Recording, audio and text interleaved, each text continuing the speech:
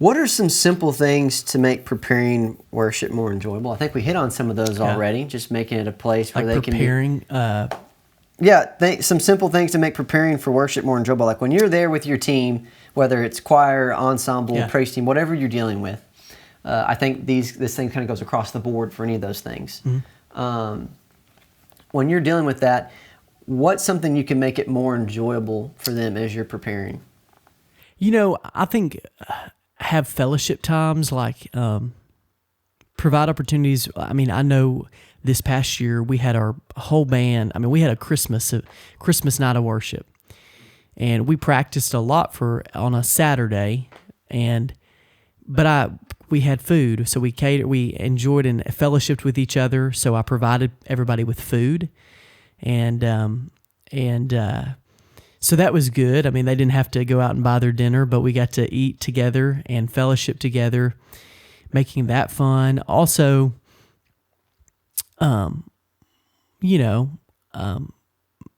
making it more enjoyable is the way I think it falls a lot on the leader. Like, you can't be just like we were talking about.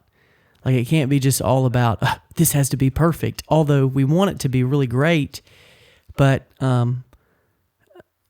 just encouragement, encouraging. People want to be in an encouraging atmosphere, and if you're that way, but you also challenge people and you walk with them, and you genuinely care about them, they're going to see that, and so they're going to think it's enjoyable.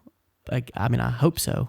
I think they'll feel that. I mean, I know that I do when people are that way to me. So. I'm the same way when you go in a place and it doesn't really feel like, they kind of want you to be there, or they're very frustrated, and it comes off, and that can really affect so much people around you. I remember one time, and I was kind of learning this. It was a very recent thing for me.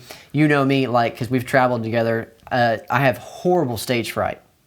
I've never gotten used to it. Yeah. Not that, like, I don't like playing in front of people. I love ministering in front of God's people. Mm-hmm. But just stage fright, that's a very big thing to me. I've never gotten used to it. Yeah. But I realized one time with one of my students, we were playing for a Sunday morning set. Yeah. And I was very nervous. And my nervousness, I wasn't like being like, I was being kind to him and everything. Yeah.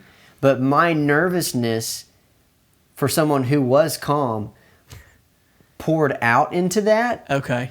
And he suddenly, towards the start of it, became nervous. Yeah. Because I was nervous. So because of my nerves, I changed him who was ready and confident to someone who was getting nervous to being in front of people. And that's a good point, because in my own life, you can become nervous, and there can be moments where you're stressed out because something goes wrong right before the service on Sunday morning. And you just got to remember, okay, you just got to look to the Lord, and I know that I have to look to the Lord. Okay, God, I'm going to focus on you. It's not about me, it's not about if something that went out that's not really important, but it kind of is. We can still get through the service and still glorify and lift up your name. But like stressing out and getting nervous, it really does affect people around you. If you as the leader especially, like you're leading it, like people follow the leader. Whether even sometimes not even consciously, they just, but they feed off of your energy. And I think you got to have good energy, and you're going to fail at times. I mean, I've failed at times.